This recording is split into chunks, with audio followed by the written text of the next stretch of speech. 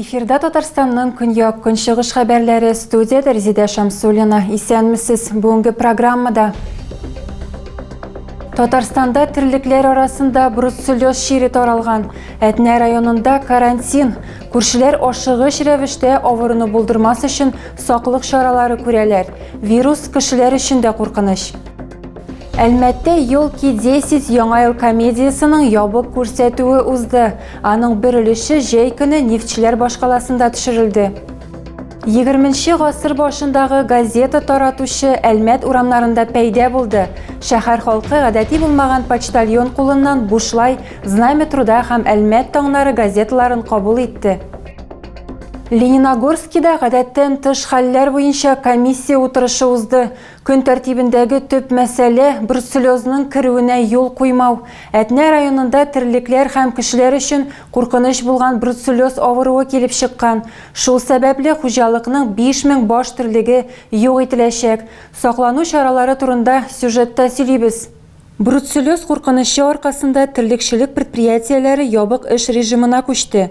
Районда гомуми тирлек саны хәзер 8500 баш тәшкил итә, авыру таралган очракта алар юк ителәчәк. Сентябрьдән алып бүгенге көнгә кадәр Россия төбәкләрендә 40 бруцеллез очрагы ачыкланган. 24 ноябрьдә Әтнә районының бер хуҗалыгындагы сыерларда авыру расланган. Хуҗалык миллионнарча югалту кичерәчәк. Хәзер анда санитар чаралар үткәрелә. Вирус кешеләргә дә югарга мөмкин.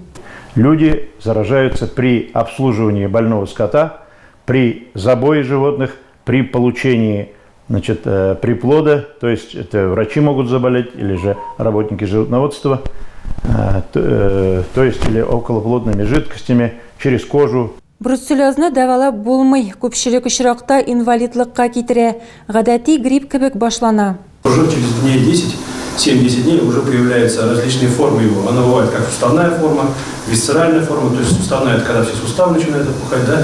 Висцеральная форма – это когда поражаются все органы брюшной полости. Также бывает поражается и головной мозг. Лениногорск ветеринария табиблары елына 2 тапкыр йорт хайваннарының канын бруцеллаларга тикшерәләр. Хәзер профилактика чаралары көчәйтелгән.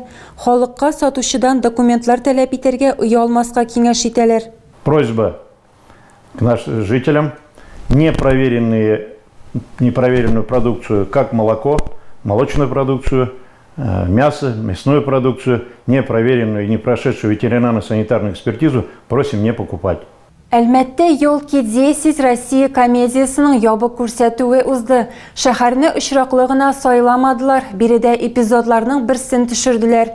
Моның өчен җәй уртасында яңа ел инсталляцияләре чыршы урнаштырыла һәм майданчыкларның берсендә ясалма кар ява.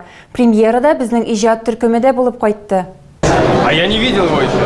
Мы больше снимались. Я снимался, я вот только по сценарию и по атмосфере на площадке, могу сказать. Елки комедиясы беренче тапкыр ябык форматта күрсәтелде. Картинаны тәкъдим итәргә төп рольләрнең берсен уйнаган актер Айдар Гәрәев килә. Аның сүзләренчә, фильмда гади хыялларның чынга ашуын күрергә мөмкин. И вообще в целом, знаете, такой улыбка легкая не покидает весь фильм. Я надеюсь, по крайней мере, как мне передавали продюсеры. Вот. И, скажем так, это заряд позитива на следующий год. Фильмның бер новелласын июнь айында Әлмәттә төшерәләр. Моның өчен җәй уртасында яңа ел инсталляцияләре чыршы урнаштырыла һәм ясалма кар ява. Төшерү майданчыклары арасында Әлмәт иҗтимагый үзәге территориясе һәм Мирас спорт комплексы. Премьераны күрсәтү алдыннан тамашачыларга фильм турында фильм күрсәттеләр. Шәһәрнең локацияләре төшерүгә ничек әзерләнгәнлеге турында кыскача сюжет. Картинаның хронометражы сәгать ярым тәшкил итә. Фильм киң прокатка 7 декабрьдә чыгачак. Танышлары киңәше Иратны суд залына алып килә. 2023 елның майында гаепләнүче машина йөртү таныклыгын сатып алырга уйлый, чөнки үзенекеннән мәхрүм ителгән була. Ләкин алар белән озак йөри алмый. Шул ук ай ахырында ул юл патруль хезмәте белән очраша. Май ахырында Ират ялган таныклыксыз да кала, аңа 1 ел төрмә яный. Ул гаебен май айында ук таныган. Суд йомшартучы шартлар буларак 2 бәлик булмаган баласы булуын, гаепне тануын һәм тәүбә итүен кабул итте. Һәм якларның дәлилләрен исәпкә алып, суд гаепләнүчене ярты елга ирегеннән мәхрүм итәргә дигән карар чыгарган. Карарга билгеләнгән тәртиптә шикаят бирелергә мөмкин. Әлмәттә контракт буенча хезмәт итәргә теләүче гражданнарны кабул итү пункты эшли. Ул хәрби комиссариатта урнашкан. Түләүләр, социаль гарантиялар, ташламалар турында тулырак сюжетыбызда. Контракт төзегәндә хәрбиләргә 195 мең сум күләмендә бер тапкыр бирелә торган түләү һәм предприятиедән 300 мең сумга кадәр ярдәм күрсәтүдә каралган. Хәрби хезмәткәрләрнең билгеле бер категорияләре өчен ДОСААФтан өстәмә 105 мең сум түләнә. Бонус булып оборона министрлыгы хисабына тиз арада торак алу мөмкинлеге. Моннан тыш социаль ташламалар һәм гарантияләр бар. Хәрби хезмәткәрләрнең гаиләләренә ярдәм алу өчен махсус штабка мөрәҗәгать итәргә кирәк. Ул яшьләр үзәгендә урнашкан. На сегодняшний день рассматриваются кандидаты мужчины до 60 лет, женщины, которые имеют медицинский профиль и другие учетные, то есть военно-учетные специальности дефицитные, до 45 лет. Шулай ук хәрби комиссариатта бер көн эчендә медицина тикшерү узарга һәм документларны тапшырырга мөмкин. Анализлар тапшыру өчен автомобиль һәм озата баручы бирелә. Белгечләр теләк белдерүчеләрне эш көннәрендә кабул итә. Контракт буенча хезмәт турында 117 номерына шалтыратып белергә мөмкин. Ул тәүлек әйләнәсе эшли. Әлмәтлеләр Знамя труда һәм Әлмәт таңнары газеталарын бушлай алдылар. 20-нче гасыр башындагы почтальон аларны шәһәр урамнарында таратты. Сенсация, сенсация! Новости Альметьевска в газете «Знамя труда». Берите, читайте и будьте в курсе событий. Гадәти булмаган газета таратучы юлында очраган әлмәтлеләр җирле матбугатсыз китмәде. Читайте, будьте в курсе наших событий. Газеталарны «Легкие крылья» урам театры актеры Роман Пронько таратты. Аның гаиләсендә дә Әлмәт матбугатын укыйлар. Актер шәһәр тормышы турында газеталардан укып белү традициясе узак сакланыр дип ышана. Газеталарга берничә усул белән язылып була. Почтаның теләсә кайсы бүлегендә яки редакциядә. Мондый язылу форматы почтаныкыннан арзанрак. Офис Пушкин урамы 64 адресы буенча урнашкан.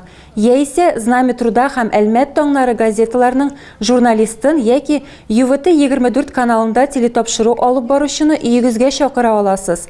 Тулырак мәгълүмат 44 05 88 телефоны буенча.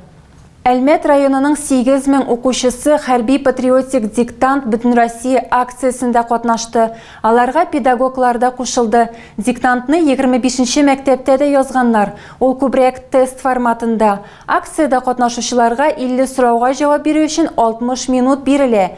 Бөтен Россия хәрби патриотик диктант 2нче ел рәттән уза.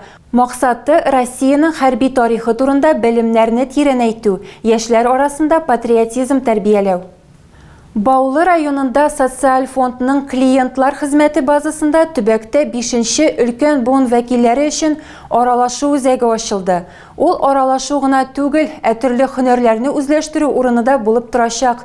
Пенсионерларның теләкләре дә игътибарсыз калмаган. Борчыган темалар арасында планга ковид кичергән кешеләр өчен дәресләр кертү, өлкән буынга түгәрәкләр һәм секциялар турында активрак хәбәр итү иде. Аралашу үзәгендә һәркем күңеленә ятышлы шөгыль һәм яңа дуслар таба алачак. Һәм иң мөһиме игътибар һәм кайгырту күрсәтеләчәк.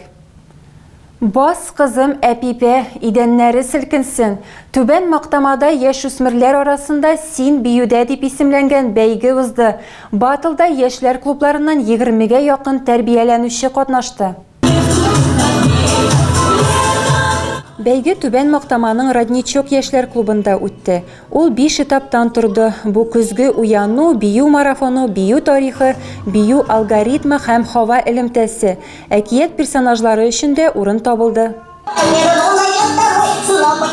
Ярышлар монда символик характерда. Максат коллективларны берләштерү һәм укучыларга үзләрен күрсәтергә һәм башкаларны карарга мөмкинлек бирү. Вовлекая воспитанников в конкурсное танцевальное соревнование, предоставить возможность самовыражения в творческом искусстве.